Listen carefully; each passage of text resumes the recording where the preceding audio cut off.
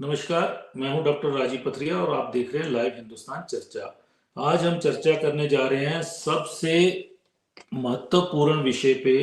नशे की चपेट में लोग आ रहे हैं, सबसे ज़्यादा युवा पीढ़ी आ रही है हिमाचल में। और आपको जानकर हैरानी होगी, कुछ आंकड़े ऐसे आए हैं कि हिमाचल की जेलों में लगभग जो कैदी बंद हैं 3000 के करीब, उनमें 65% कैदी नारकोटिक्स के मामलों के हैं, 40% के करीब। और उसमें 65% युवा पीढ़ी है सारी की सारी। और जेलें कम पड़ रही हैं और पुलिस विभाग ने जेलों की क्षमता बढ़ाने के 3000 से 5000 करने की के लिए सरकार को लिखा है। जाहिर है हिमाचल में नशे के मामले बढ़ रहे हैं, युवा पीढ़ी फंस रही है। जो सिंथेटिक ड्रग है चिट्टा, उसकी चपेट में बच्चे आ रहे हैं। ओवरडोज से मौतें आए दिन हो रही हैं। और सबसे ज्यादा ऐसे मामले ओवरडोज से मौत के हैं कांगड़ा, शिमला, सोलन, ऊना और कुल्लू जिला के विशेषकर। और अभी जो 6 माह का जो एक आंकड़ा है वो चुकाने वाला है, 5 माह का अभी इस साल का, कि लगभग 1266 मामले हेरोइन और चिट्टे के दर्ज हुए हैं इस समय। तो ये एक बहुत बड़ी समस्या है। वहीं हाई कोर्ट ने हमारे जो नशा मुक्ति केंद्र हैं उनकी दयनीय हालत पे सरकार को नोटिस भी जारी कर दिए हैं, क्योंकि बहुत से नशा मुक्ति केंद्र बंद हैं, कुछ चल नहीं रहे हैं, कुछ की हालत बहुत खराब है। तो जो बच्चे भटक रहे हैं वो कहाँ पे अपना नशा मुक्ति के लिए कहाँ जाएं, क्या जाएं, बहुत ज़्यादा समस्याएं हैं। आज हम इन्हीं विषयों पे चर्चा करने जा रहे हैं। हमारे साथ आज चर्चा में भाग ले रहे हैं नारकोटिक्स विभाग में लंबे समय तक सेवाएं देने के लिए ओपी शर्मा जी को जाना जाता है। नारकोटिक्स के बड़े ऑपरेशन किए हैं इन्होंने, वो आज हमारे साथ जुड़े हैं। सामाजिक कार्यकर्ता हैं, नशा मुक्ति केंद्र भी चलाते रहे हैं और चला रहे हैं, विजय कुमार जी हमारे साथ जुड़े हैं आज।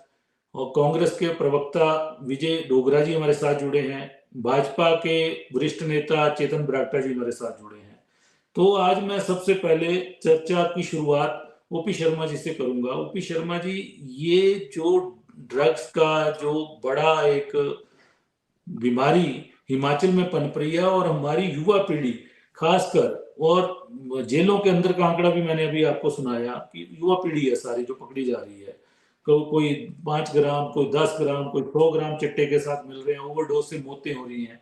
और हाई कोर्ट भी नशा मुक्ति केंद्रों की हालत को लेकर चिंता जता चुका है, नोटिस जारी कर चुका है सरकार को। तो आप इस विषय में अपना मत रखें। जी नमस्कार सभी पार्टिसिपेंट्स को मेरा नमस्कार। देखिए बात ये है पथरिया जी कि पिछले 25 वर्षों से मैं इस विषय को बहुत ग्राउंड लेवल से लेकर के अंतर्राष्ट्रीय स्तर तक मैं देखता आया हूं। चाहे वो ड्रग ट्रैफिकिंग हो, चाहे कैनबिस की कल्टीवेशन हो, ओपियम पॉपी की कल्टीवेशन हो, बाद में ओपियोइड आया, बीच में सिंथेटिक ड्रग्स आई, उसके बाद ड्रग अब्यूज प्रॉब्लम अब इस लेवल तक पहुंच गया है कि हाई कोर्ट में भी बहुत सारी पीआईएल ऑलरेडी दायर हो रखी है। अभी एक और अभी सो मोटो जो ऑनरेबल हाई कोर्ट ने जो संज्ञान लिया है, तो इसी विषय के ऊपर ये सब चीजें चल रही है। बात ये है कि हम नशे की समस्या को सिर्फ एक ही तरह से देखते हैं कि लोगों को पकड़िए, अरेस्ट करिए, जेल में डालिए, उसके बाद उसका क्या होना है हमें नहीं पता। We are dealing with this problem in an isolated manner and हम लोगों को ये समझना पड़ेगा कि ये जो ड्रग प्रॉब्लम है, ड्रग अब्यूज का जो प्रॉब्लम है, ये एक मल्टी डायमेंशनल बहुआयामी समस्या है। इसमें जितने भी सेगमेंट्स हैं, चाहे कल्टीवेशन है, चाहे इलिसिट ट्रैफिकिंग है, प्रदेश से बाहर जा रही है, बाहर से अंदर आ रही है, इसके बाद ट्रीटमेंट सर्विसेज है, उसके बाद आपकी अवेलेबिलिटी, पिलफरेज, आपकी जो आपके पास 149 फैक्ट्रियां तो ट्रेमाडोल की है। यू नेवर नो कहां से क्या पिलफिर होकर के हिंदुस्तान से बाहर जाकर के पूरी दुनिया से घूमने के बाद वो ठियोग में मिलता है।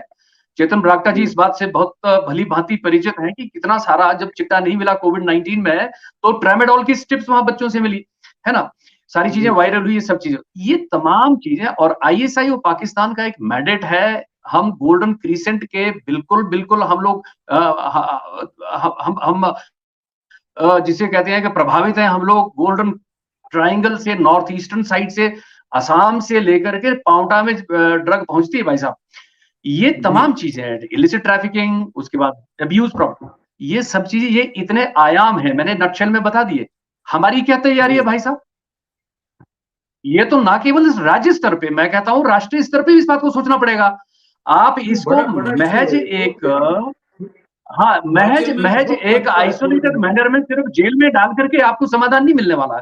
आपको बड़ी पैशनेटली, बड़ी संवेदना के साथ, ह्यूमन जिसे कहते हैं कि सेंसिटिविटी के साथ काम करना है। ड्रग लॉ इन्फोर्समेंट ऑफिसर्स को भी, हेल्थ ऑफिसर्स को भी, साइकियाट्रिस्ट को भी, समाज सेवकों को भी, राजनीतिज्ञों को सबसे बड़ी बात है। आपको पता है कि आपके पास 100 टन से ज्यादा चरस का उत्पादन होता है, what have you done for that? जी आपके पास अफीम का उत्पादन होता है, यही अफीम अगर एम्फिटामाइन आती है, और जो आ रही है अभी सेपरेटली अलग से सीजर ये होने लग गए हैं, क्या ये संभावना नहीं कि यहाँ पे चिट्टा भी अब बनेगा, ओपियोइड बनेगा? हमारी तैयारी जी क्या है? हमने पिछली सरकार के समय, मुझे दायित्व एक मिला था as an expert, convener cum adviser जी का मेरे पास दायित्व था।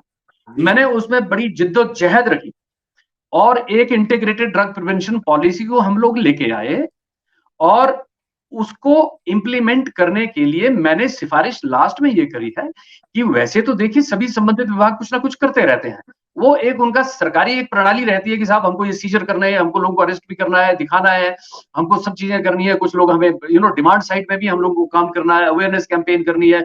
कुछ चलिए छोटे मोटे डी एडिक्शन सेंटर्स भी है, कुछ प्राइवेट प्लेयर है, कुछ इरकाज है, इंटीग्रेटेड रिहेबिलिटेशन सेंटर, जो ministry of social justice empowerment और स्टेट गवर्नमेंट के संयुक्त तत्वाधान में चलते हैं, वो सब चला रहे हैं। ठीक है, ये सब चीजें हो रही है, कैसे हो रही है? आइसोलेटेड में, कोई मॉनिटरिंग मैकेनिज्म नहीं है। प्रदेश के अंदर नशा निवारण बोर्ड आज अबेंस में है। आज की सरकार में मैंने माननीय मुख्यमंत्री सुखविंदर सिंह सुक्खू जी से भी ये निवेदन किया था, नशा निवारण बोर्ड एक ऐसा मैकेनिज्म देश के अंदर तैयार किया था हमने, बड़ी सोच समझ के, है ना, अंतरराष्ट्रीय स्तर से लोकल लेवल तक इसके प्रेवलेंस को ध्यान में रखते हुए इसको रखिए, इसको चलाइए। आप किसी को भी उसका कन्वीनर बनाइए, आप किसी भी एक्सपर्ट को लाइए, उसको आप जी चलाइए, ताकि माननीय मुख्यमंत्री, जो भी मुख्यमंत्री हो हमारे प्रदेश के, वो उसको जी मॉनिटर ओपीडी करें इन्होंने तो, नदी की हिमाचल परफॉर्मेंस। पुलिस ने तो तो एक यही पे प्रॉब्लम है सर। प्रभाव प्रोग्राम चलाया है जी जिसका प्रभाव अभी दिख नहीं रहा है। और मार्च में ये लॉन्च किया गया था प्रभाव, लेकिन इसका प्रभाव कोई नहीं है अभी तक। जी। और सप्लाई चेन को तोड़ने की देखिए कोशिशें प्रधान, पुलिस की नाम मात्र है कहीं ना कहीं। उसको लेके क्या आपका नहीं विचार है कि देखिए, सप्लाई चेन को कैसे तोड़ा जाए? देखिए क्योंकि ये शिक्षण देखिए संस्थानों के इर्द देखिए गिर्द बात घूम ये है, रही है सारी, सारा ड्रग कार्टल। जी देखिए बात ये है कि जो प्रभाव, जो कार्यक्रम जो सरकार ने चलाया है, मैं उसका स्वागत करता हूं। वो अच्छा कार्यक्रम है, क्योंकि कोई भी प्रयास, कुछ तो प्रयास हो। अब अब वो एंटी नारकोटिक्स टास्क फोर्स का गठन हुआ था, वो जी मैंने मल्टी सेक्टोरल अप्रोच से उसको नोटिफाई भी करवाया हमने। उसमें पुलिस भी है, एक्साइज भी है, ड्रग कंट्रोलर का बड़ा उसमें रोल है। हम लोग बिल्कुल भूल जाते हैं कि ड्रग कंट्रोलर को हम लोग कतई भूल जाते हैं। सिंथेटिक ड्रग में जनाब, सिंथेटिक ड्रग का जो प्रोडक्शन है, ओपियोइड बनने का जो प्रोडक्शन है, उसमें ड्रग कंट्रोलर का बहुत बड़ा रोल है उसको प्रिवेंट करने में। कैसे? एसिटिक एनहाइड्राइड जो हेरोइन को बनाने में काम आता है, आपके एम्फिटामाइन लाइक ये जो ऐसे जितने भी तत्व हैं, केमिकल्स हैं, ये फैक्ट्रियों में बनते हैं, अल्टीमेटली जी डाइवर्ट होते हैं, पिलफेर होते हैं, और फिर ड्रग बनती है। जी ठीक है, लीगल फैक्ट्री तो वो निकलती सब ही चीजें है। ये करनी थी। अभी अभी हम लोग जो है, जो प्रभाव, जो कार्यक्रम है, ये डिमांड साइड में काम कर रहा है। मुझे थोड़ा सा रिजर्वेशन मेरी ये है, बीइंग एन एक्सपर्ट, कि मेरा ये कहना है सर कि क्योंकि ये मल्टी डायमेंशनल प्रॉब्लम है, हमारे पास एक डेडिकेटेड मैकेनिज्म वो होना चाहिए जिसमें सभी पहलुओं की फोर्स जो है तैयार रहे, 24/7 वो काम करे। उसके लिए जी आपको वित्त, उसको उसको वित्त पोषण भी आपको करना पड़ेगा, केंद्र से, यूनाइटेड नेशन से, कहीं से भी हमें फंडिंग लानी पड़ेगी, रात दिन काम करना पड़ेगा। फिर जाकर जी के ये प्रोग्राम यदि लॉन्च होता है तो इसका इंपैक्ट आएगा सर। अदरवाइज तो 2002 में हमने सबसे पहला रिज के ऊपर 4000 बच्चों के साथ हमने पूरी एक हफ्ता हमने पूरी पेंटिंग कंपटीशन, स्लोगन कंपटीशन, ये करवाया, सारा कुछ करवाया। ठीक है, रैलीज भी निकली। विजय विजय जी जानते हैं कि रैली हमने कुल्लू में जी भी निकाली, बड़ा कुछ किया। क्या फर्क पड़ा सिर्फ सर? जी उस वक्त 2% यदि ड्रग अब्यूज प्रॉब्लम था, आज वो 42% है। तो ये जो एफर्ट्स हैं, हमें जो सप्लाई को रोकना होगा, तो पहले ड्रग प्रिवेंशन सेल एक्साइज विभाग बनाए, और साथ में जो सीआईडी एएनटीएफ है वो भी पूरी तरह से डेडिकेटेड। लेकिन करेंगे कैसे? मैन पावर चाहिए पुलिस को, पुलिस के पास पैसा चाहिए, मैन पावर चाहिए, सोर्स कल्टीवेशन के लिए पैसा चाहिए, आपके पास बड़े बड़े जी अच्छे गैजेट्स होने चाहिए। आज डार्क वेब, डार्क नेट, आज इंटरनेट के माध्यम से जो है आज वो सारा नशा चाइना से चलता है और सीधा हमारे घरों में, शिमले में, हमारे फ्लैटों में आके डिलीवर होता है। तो हम कैसा करेंगे सर, हम किस तरह से करेंगे? मेरा कहने का मतलब ये है, हमारे पास एक पूरा डेडिकेटेड मैकेनिज्म होना चाहिए। जी शर्मा जी, विजय जी, ये अभी हाई कोर्ट ने एक सुमोटो लिया है कि नशा निवारण केंद्रों की हालत वाकई खराब है और हिमाचल में ये समस्या बढ़ रही है और सबसे ज्यादा टारगेट है हमारे बच्चे। हमारा जो भविष्य है उसको टारगेट किया ड्रग कार्टेल ने और ड्रग कार्टेल को पकड़ा नहीं जा रहा है। कहीं छोटी मोटी कोशिशें होती हैं लेकिन वो भी आगे जो उनके हैंड होते हैं उनको पकड़ा जाता है। तो नशा मुक्ति केंद्रों की क्या समस्याएं हैं, थोड़ा इस पे भी प्रकाश डालें और युवाओं का कैसा बिहेवियर रहता है। जी पथरिया जी, नमस्कार सबको। बहुत ही गंभीर विषय जिसके ऊपर हम चर्चा कर रहे हैं और ओपी भाई साहब ने इसके ऊपर एक ओपिनियन दिया है और बहुत ही इंपॉर्टेंट ओपिनियन है कि सवाल यह है कि हम इतने सालों से नशे की प्रॉब्लम से पीड़ित हैं, चिंतित हैं, परेशान हैं, लेकिन नशे की समस्या को ना तो हम हॉल्ट कर पा रहे हैं ना हम रिवर्स कर पा रहे हैं, लेकिन उल्टा हो रहा है। ये हर साल हर दिन बढ़ती जा रही है। इसका मतलब हमारे काम करने के तौर तरीकों में या जो हमारी रोकथाम की जो स्ट्रैटेजीज हैं उसमें कहीं ना कहीं खोट है। आपने बहुत ही इंपॉर्टेंट सवाल रेज किया है कि समस्या इतनी ज्यादा विकराल होगी, इतनी ज्यादा परेशानी वाली है, चिंता वाली है। मुझे लगता है जो नशा निवारण केंद्रों की हम लोग बात करते हैं, ये ऊंट के मुंह में जीरा डालने वाली बात है और ये समस्या का समाधान भी नहीं है। अगर हम समस्या के समाधान करने की बात करते हैं, मैं थोड़ा सा पीछे ले जाने की बात करूंगा। सप्लाई की बात ओपी भाई साहब ने की है और इसमें इनकी महारत है और बहुत ही कायदे से उन्होंने बात रखी है अपनी। मैं थोड़ा प्रिवेंशन के ऊपर बात रखना चाहूंगा। जब हम प्रिवेंशन की बात करते हैं, हम उसको तीन तरह से मेजर करने की और कैटेगराइज करने की बात करते हैं। Number is primary prevention. Primary prevention हम वो कहते हैं कि जो बच्चे दरवाजे पे खड़े हैं नशा करने के लिए, उनको वही रोक के रखना है ताकि वो नशा एक्सपीरियंस करना शुरू ना करें। दूसरी प्रिवेंशन वो होती है जिसे हम सेकेंडरी कहते हैं, यानी वो बच्चे, वो नौजवान जिन्होंने जाने अनजाने में नशा करना शुरू कर दिया है, उनको वापस लेके आना। और तीसरी बहुत इंपॉर्टेंट है, that is tertiary prevention. Tertiary prevention उन लोगों के लिए है जो नशे के लिए बीमार हो गए हैं। अगर हम उनका इलाज नहीं करेंगे, कोई रास्ता नहीं है। और कुल मिला के हम देखते हैं कि इतनी ज्यादा एलिमेंट, इतनी ज्यादा बीमारियां नशे के एडिक्शन के कारण या नशे की बीमारी के कारण लगती हैं और सीधा सीधा उसका रास्ता कहां जाता है ये हम सब जानते हैं। अब सवाल ये है, हम तीनों ही लेवल्स पे जस्टिफाई नहीं कर पा रहे हैं। नंबर वन, जो पहली पॉपुलेशन है जो दरवाजे पे खड़ी है, मुहाने पे खड़ी है और बहुत ज्यादा वल्नरेबल है, बहुत ज्यादा सेंसिटिव है। ओपी भाई साहब ने बिल्कुल ठीक इंडिकेट किया। रैली निकालने से, पेंटिंग कंपटीशन करने से या स्लोगन लिखने से समस्या का समाधान होने वाला कतई नहीं है। इसका मतलब ये है हम अपने आप को गफलत में रख रहे हैं, धोखे में रख रहे हैं, क्योंकि अल्टीमेटली हमको रूट्स में जाना पड़ेगा। और एक और इंपॉर्टेंट, पथरिया साहब, हम जो भी काम कर रहे हैं हम वन एंड डन अप्रोच से कर रहे हैं। हमको लगता है एक बार बच्चों के बीच में भाषण दे दिया, बच्चे नशा नहीं करेंगे। हमको लगता है हमने रैली निकाल दी, अब हमारे बच्चे सुधर गए, नशा नहीं करेंगे। वन एंड डन अप्रोच कतई काम नहीं करने वाली है। स्पीच मॉडल, प्रीच मॉडल कतई काम नहीं करने वाला है। हमको कहीं ना कहीं व्यवहारिक मॉडल के ऊपर काम करना पड़ेगा अगर हम आने वाली नस्लों को बचा के रखना चाहते हैं। और उसके लिए प्राइमरी प्रिवेंशन, मैं अवेयरनेस की बात नहीं कर रहा हूं, अवेयरनेस जरूरी है, जैसे ओपी साहब ने कहा, हम उसको नकारते नहीं है। अवेयरनेस के लेके जितने एफर्ट्स होने चाहिए उसकी अपनी इंपॉर्टेंस है, लेकिन अगर हम प्रिवेंशन के ऊपर काम नहीं करेंगे, बचाव के ऊपर काम नहीं करेंगे, सिस्टमैटिक अप्रोच के साथ काम नहीं करेंगे, ये हालात और ज्यादा खराब होते जाएंगे। 2023 में आज जहां खड़े हैं, 2024 में और ज्यादा बदतर होने वाली स्थिति है। तो इंपॉर्टेंट ये है कि हमको सिस्टमैटिक अप्रोच में काम करना है। और मोस्ट इंपॉर्टेंट, प्राइमरी प्रिवेंशन के लिए डाटा अभी जो निकल के आए हैं, जब हमने बहुत सारे बच्चों के बीच में स्टडी की और उनको ये पूछा कि नशा करने के लिए आपको जो पहला ख्याल था वो कहां से निकल के आया, पथरिया साहब आप हैरान होंगे, उसमें दो ओपिनियन बड़े निकल के आए। नंबर वन, बच्चों ने ये बोला कि पहला ख्याल जब आया कि हमको भी नशा करना है बड़े होके, जब हमको अकेलापन मिलेगा, पहला था दोस्तों के इन्फ्लुएंस के कारण, and second is environment and family. ये दो वो इंपॉर्टेंट फैक्टर है जहां से लेके बच्चे के दिमाग में क्यूरियोसिटी पैदा हुई कि यस, मैं थोड़ा सा बड़ा होता हूं तो मुझे नशा एक्सपीरियंस करना शुरू करना है, यानी उसके दिमाग को सिग्नल मिलने शुरू हो गए, उसने सोचना शुरू कर दिया। दूसरा फैक्टर बड़ा इंपॉर्टेंट है, जब हमने डाटा का एनालिसिस किया और उन लोगों के बीच में डाटा एनालिसिस किया जो लोग नशे के बीमार बन गए हैं और आज वो क्रॉनिक एडिक्शन वाली स्टेज में चले गए हैं, हमने उनसे ये पूछा कि जब आपने पहली बार नशे को एक्सपीरियंस करना शुरू किया तब आपकी उम्र कितनी थी। हैरानी वाली बात है पथरिया साहब, सबकी उम्र बिलो 20 निकल के आई। और मोस्ट इंपॉर्टेंट जो हमको अंडरस्टैंड करना है, बहुत सारे लोग ऐसे थे जिन्होंने पहला नशा 9 साल की उम्र में करना शुरू कर दिया था, 10 साल की में करना शुरू कर दिया था, 12 साल की उम्र में करना शुरू कर दिया। चिंता इस बात की है पथरिया साहब, जब हम टीन एज में नशे को एक्सपीरियंस करना शुरू कर देंगे, आप सोचिए तो उसकी गिरफ्त में फंस जाएंगे। बिल्कुल पॉजिटिव होती है, ब्रेन में जो डेवलपमेंट्स होती है वो हो ही नहीं पाएंगी, और हम जी। उस उम्र में बीमार हो जाएंगे जिस उम्र में हमारे मानसिक और शारीरिक और इमोशनल हेल्थ डेवलप होता है। ये सबसे बड़ी चिंता की बात है। इसका मतलब जो नौजवान पैदा हो रहे हैं वो मानसिक, शारीरिक मानसिक शारीरिक दोनों के तौर पे, और वो जिम्मेदार नागरिक कभी जी नहीं बन पाएंगे और बीमार नागरिक बन पाएंगे। विजय एक और जी, एक इम्पोर्टेंट है जो भी भाई साहब इंडिकेट कर रहे थे, वो जी ये जब हमने उन बच्चों से, लोगों से ये पूछा कि पहला नशा आपने इस उम्र में किया, लेकिन वो नशा कौन सा था, पहला नशा जो आपने एक्सपीरियंस करना शुरू किया, ये ज्यादा चिंता हम सबके लिए पैदा करता है। आज से 20 साल पहले जब हम ये पूछा करते थे पहला नशा क्या था, तो स्मोकिंग निकल के आती थी, शराब निकल के आती थी। हैरानी की बात है कि 35% लोगों ने बोला हमारा पहला नशा ही हेरोइन था, चिट्टा था। ये हम सबके लिए बहुत चौंकाने वाली बात है। बाकी लोगों ने बोला, 20% ने बोला कि हमारा पहला नशा कैनबिस था, यानी भांग और चरस था। और बाकी जो लोग थे उन्होंने डेफिनेटली कहा कि हमारा पहला नशा शराब था। चिंता की बात है कि आज हमारे यंगस्टर्स 9, 10, 11, 12, 13, 14, 15, 16 साल के पहला ही नशा एक्सपीरियंस करना हेरोइन कर रहे हैं या चरस कर रहे हैं।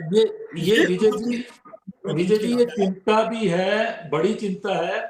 सबसे बड़ी चिंता ये है कि जो सप्लाई चेन है ड्रग कार्टेल की, हमारे युवा ये बिलो 20, 25, बिलो 30 तक भी पहुंच के उस सप्लाई चेन का हिस्सा बन रहे हैं, और वो पकड़े जा रहे हैं, जेलों में बंद हो रहे हैं, और जेलों के अंदर भी उनका जो है पुनर्वास का कोई तैयारी नहीं है जेलों के अंदर भी। और ऐसी बहुत सी युवा पीढ़ी आज जेलों के अंदर है।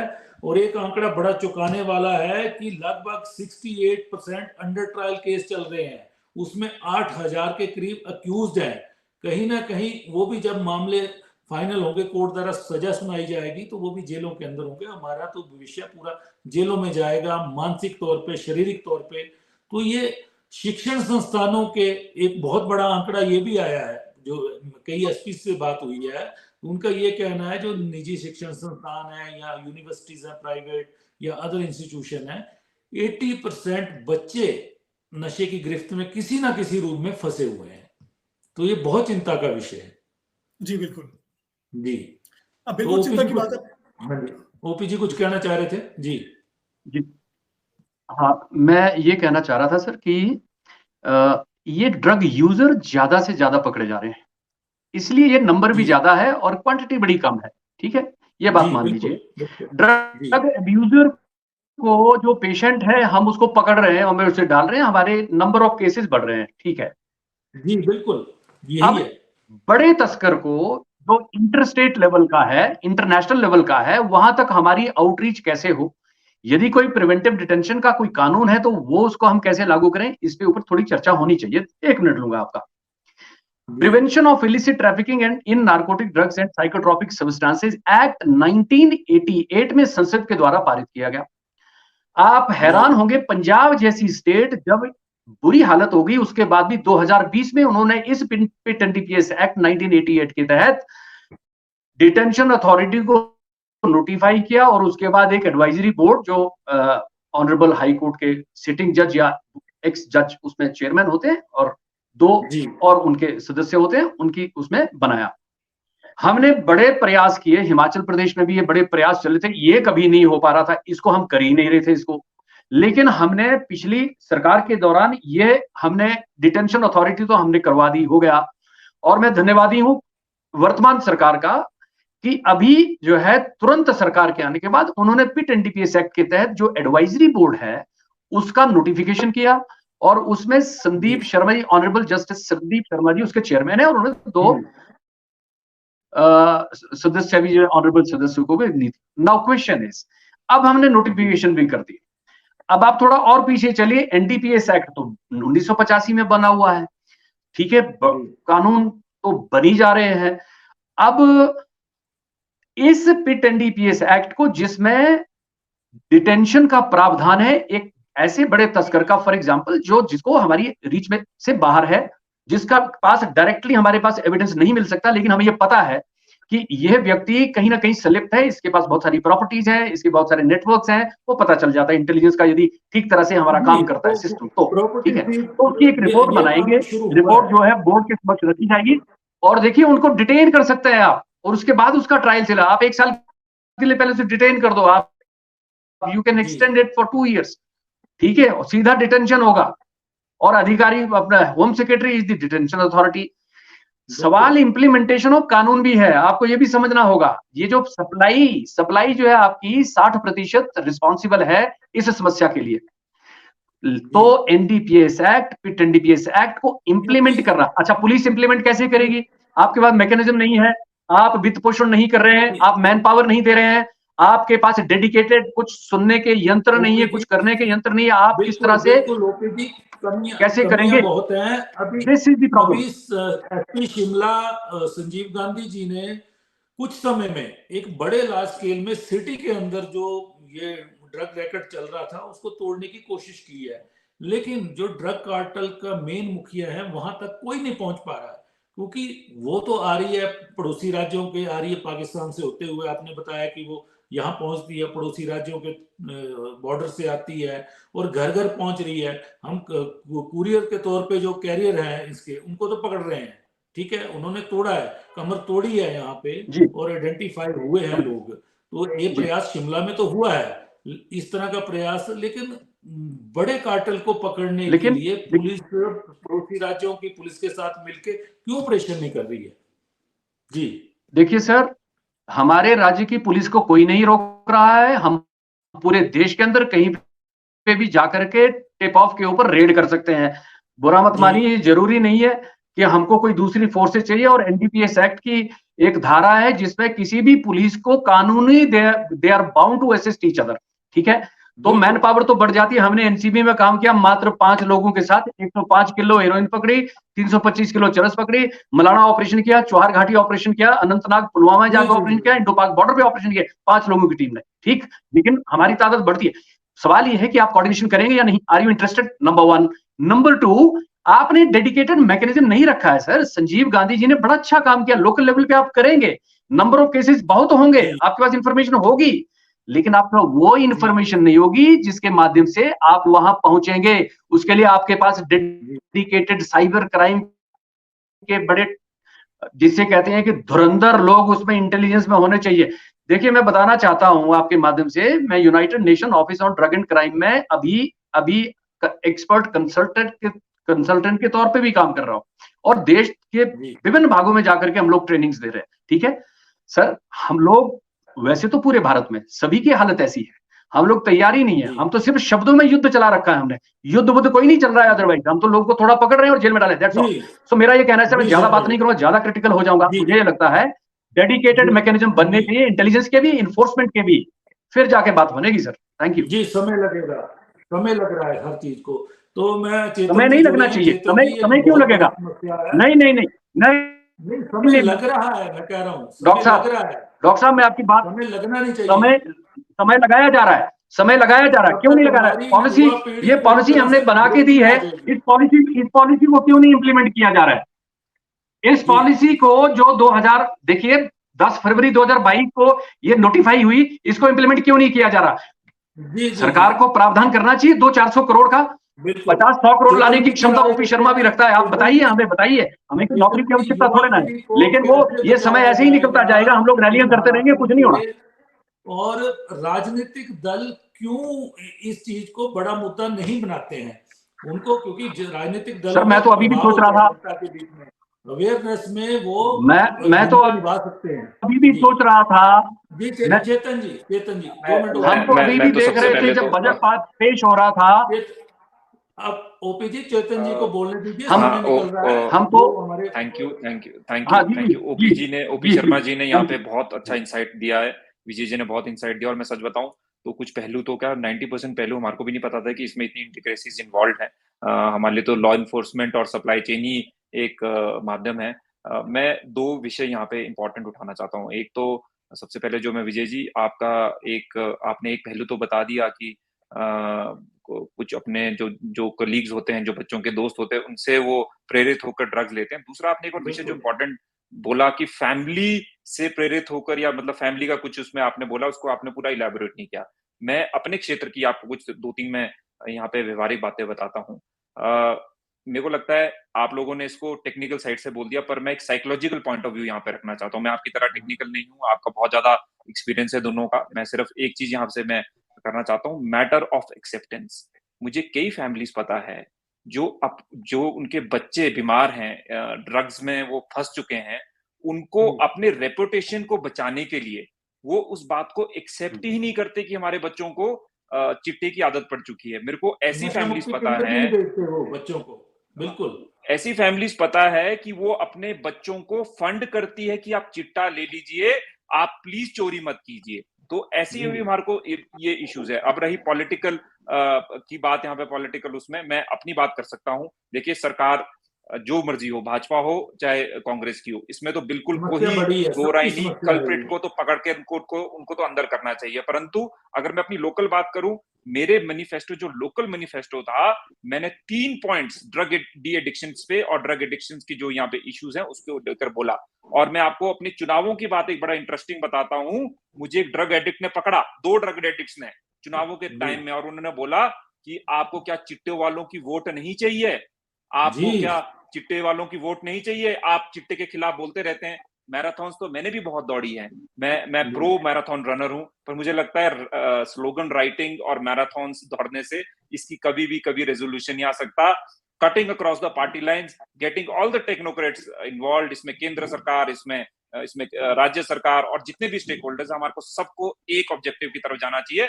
और जो ड्रग पॉलिसी अभी जो ओपी शर्मा जी बोल रहे थे, मैं इस बात को बिल्कुल मानता हूँ, वो इम्प्लीमेंट बिल्कुल होनी चाहिए लेटर इन स्पिरिट पे। और जो सबसे एक और इन्होंने बातों उन्होंने एक चीज बोल दी जो मैंने इनकी बात समझी। मेरे को लगता है अभी तक तो हमारे पास फंडिंग ही नहीं हो पा रही है इस चीज को लेकर। ये बहुत गंभीर विषय है। अगर हमने इसको रोकना है साइकोलॉजिकल पॉइंट ऑफ व्यू से और लॉ इन्फोर्समेंट साइड से या मेडिकल साइड से, we need lot of money, और वो पैसा हमारे को खर्चना पड़ेगा और इस तरह हमारे को डायरेक्ट करना पड़ेगा। ये मेरा मानना है। चेतन जी, दूसरी बात यह है कि जैसा आपने कहा कि बच्चे पैसा घर से लेने के लिए लड़ाइयां भी कर रहे हैं, माँ बाप के गले भी दबा रहे हैं, चोरी भी कर रहे हैं, और माँ बाप आजकल बच्चों को बहुत सुविधाएं देते हैं। और कई मामले मैक्सिमम ऐसे आए हैं जो ओवरडोज से मौतें हुई हैं। मैक्सिमम वो बच्चे ऐसे थे, माँ बाप या तो उन्होंने घर में चोरी करने की आदत डाली थी, या गाड़ी में पेट्रोल डाला वो बेच लिया, कम डाला, या घर का ज्वेलरी चुरा ली। इस तरह के मामले बहुत आए हैं। तो हमें कहीं ना कहीं सभी को एक मंच पे आके जो भी ड्रग पॉलिसी इसके लिए बनी है उसको इम्प्लीमेंट करने के लिए सरकार से गुजारिश करनी चाहिए। और मैं विजय डोगरा जी कांग्रेस के हमारे साथ जुड़े हैं और इनकी पार्टी सत्ता में है, तो विजय जी, हम तो यही चाहेंगे कि ये जो हमारा भविष्य बिल्कुल काले अध्याय में जा रहा है, तो उसको बचाना है। कैसे बचाना है? क्योंकि आपकी पार्टी सत्ता में है। ओपी शर्मा जी ने कहा है कि पॉलिसी बनी है, लेकिन वो पॉलिसी की फाइल धूल फांक रही है, उसको इम्प्लीमेंट नहीं किया जा रहा है। तो आपसे अपेक्षाएं हैं विजय जी, और आप भी अपने मत इसमें रखिए। जी विजय जी। जी, सबसे पहले तो आप सबका धन्यवाद। और बड़ी टेक्निकल बातें यहाँ पे हुई।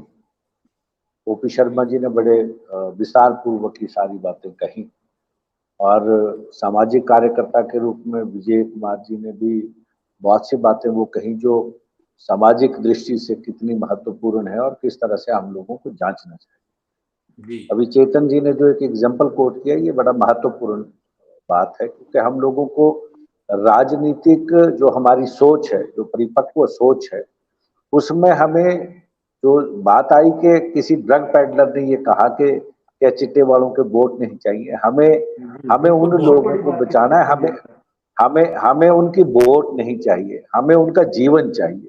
ये सोच हमारी होनी चाहिए। और इस सोच के तहत जो अभी कांग्रेस की सरकार बनी है, और श्री सुखविंदर सिंह सुक्खू जी ने पहले दिन ये कहा था कि हम नशे के खिलाफ ही जंग लड़ेंगे। जहां तक आर्थिक मंदी की बात है, या हम लोग कहीं बजट का प्रावधान उसके लिए नहीं कर पाए हैं, मैं एक छोटा सा एग्जांपल कोट करके अपनी बात आगे बढ़ाऊंगा कि मैं यहाँ रोड सेफ्टी का चेयरमैन था डिस्ट्रिक्ट ऊना में, और रोड सेफ्टी में ये ड्रग ट्रैफिकिंग और रोड ट्रैफिक, ये दोनों को मिला के हम लोगों ने एक प्रयास किया था। और उस प्रयास में हमने किया कि जितनी मौतें हो रही थी यहाँ, चाहे वो ड्रग एडिक्ट थे, चाहे वो तेज चलाने वाले बाइक सवार थे, यहाँ एक आंकड़ा सामने ये आया था 2014-15 में कि यहाँ 13 साल से लेके 22 साल तक के लड़कों की मौतें एक साल में 18 हुई थी, और उनमें से 18 में से 7 लोग वो थे जो ड्रग एडिक्ट थे। और उस समय हमें ये महसूस हुआ कि इस तरह का जो ये जाल है, इस जाल को हम तोड़ कैसे सकते हैं। उस समय भी हमने ये कहा कि पुलिस, प्रशासन और हम लोग जो सोशल वर्कर हैं, चाहे पॉलिटिकल लीडर्स हैं, apart from the politics ideology, party ideology, हम लोगों को एक मंच पे आके हम लोगों को इस तरह से काम करना चाहिए ताकि हम इसको रोक सकें। और आज जो बेहतर जो बात अभी ओपी शर्मा जी कह रहे थे, मुझे ये कहने में कोई अतिशयोक्ति नहीं है कि सरकार ने, आपने कहा कि जस्टिस संदीप जी की अध्यक्षता में एक कमेटी बनी है और एनडीपीएस एक्ट में बहुत प्रावधान है, उन प्रावधानों से हम लोग आगे बढ़ सकते हैं।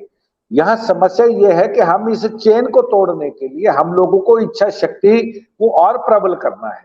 और इच्छा शक्ति क्या है कि हमारे जो शिक्षण संस्थान है, शिक्षण संस्थानों के बाहर जिस तरह से आज अड्डे लगे हैं, मैंने एक छोटा सा एग्जांपल, यहाँ भी एक हमारे मित्र होते थे एएसपी, उनको मैंने कहा कि यहाँ एक स्कूल के बाहर एक ग्राउंड है और उस ग्राउंड में लगभग 100 के करीब सिरिंजेस मुझे मिली, मैंने वो कलेक्ट करवाई और उनको मैंने ये कहा कि ये गर्ल्स स्कूल है और गर्ल्स स्कूल के बाहर अगर वो 250 सिरिंजें मिली हैं तो वो ज्यादा चिंता का विषय है। और हम लोगों ने उस मुहिम को चलाया और हम लोगों ने थोड़ा सा अंकुश उसके ऊपर हमने पाने की कोशिश की। लेकिन मैं एक बात ये करना चाहता हूं कि आज सरकारें तो चाहे भाजपा की हो चाहे कांग्रेस की हो, हम लोगों को इस प्रदेश के युवाओं को बचाना है और प्रदेश के युवा क्योंकि हमारे भविष्य हैं, अगर वो इस तरफ चले हैं, हम लोगों को बहुत सी चीजों के ऊपर अंकुश लगाना है। आज मैं देखता हूं कि आज कहीं ठेका खुल जाता है, वहां महिलाएं विरोध करती हैं, लेकिन ये जो बड़े घरों की बातें हैं, बड़े घरों की बातें मैं कह रहा हूं, बड़ा साफ तरीके से मैं कह रहा हूं कि बड़े घरों के जो बच्चे हैं वो आज जिस रास्ते पे चले और उनके पेरेंट्स उनको बचा नहीं पाए हैं, जो ये एनवायरमेंट की और फैमिली की बात के लिए पॉकेट मनी दे रहे हैं, देखो ऐसे मामले जी। और ऐसा ही एग्जांपल यहाँ पे ये हुआ है कि एक व्यक्ति ने दुकान पे बैठ के अपने पिता के 5,000 रुपए सिर्फ इसलिए निकाली, जब उन्होंने पूछा बेटे से कि वो 5,000 कहाँ है, तो उसने गुस्से से गाड़ी उठाई और वो 2 घर के बच्चे थे, एक बच्चा था, उन्होंने जाके गाड़ी हिट की और वो अपनी जान खो बैठे। सवाल ये है कि आज पूछना भी बड़ा दूभर हो गया है, बच्चों के साथ बात करना। ये जो एटमॉस्फेयर है, इसमें दोषी पेरेंट्स भी हैं, हम लोग भी हैं, समाज के हम लोग हैं। अगर हम समाज में अच्छी बातें करते हैं तो हम लोगों को इस तरह की बातें भी करनी चाहिए। लेकिन एक खोट ये है कि बहुत से जो ये क्या कहते हैं इनको, ये जो सेंटर्स खोले हैं, ड्रग डी एडिक्शन सेंटर, इनमें भी एक बहुत बड़ा खोट है। ये सिर्फ पैसा लेते हैं और पैसा लेने के बाद जिस तरह की ट्रीटमेंट अंदर उन ड्रग डी एडिक्शन सेंटरों में की जाती है। अभी ऊना में एक केस हुआ है कि एक व्यक्ति की वहां जान चली गई, वो चाहे पीट के गई या कैसे गई मुझे नहीं पता, लेकिन इस तरह की जो चीजें हैं ये बड़ी संदेहास्पद हैं। और हम लोगों को अगर ड्रग डी एडिक्शन सेंटर भी अगर किसी ने खोलना है तो उसके मापदंड कैसे होने चाहिए।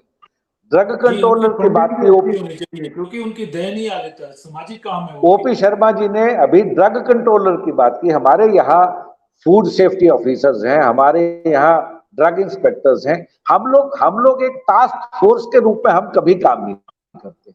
हम ये बोलते हैं कि ये पुलिस ही पकड़ के लाएगी, हम ये कहते हैं कि ये सिर्फ सरकारें ही करेंगी।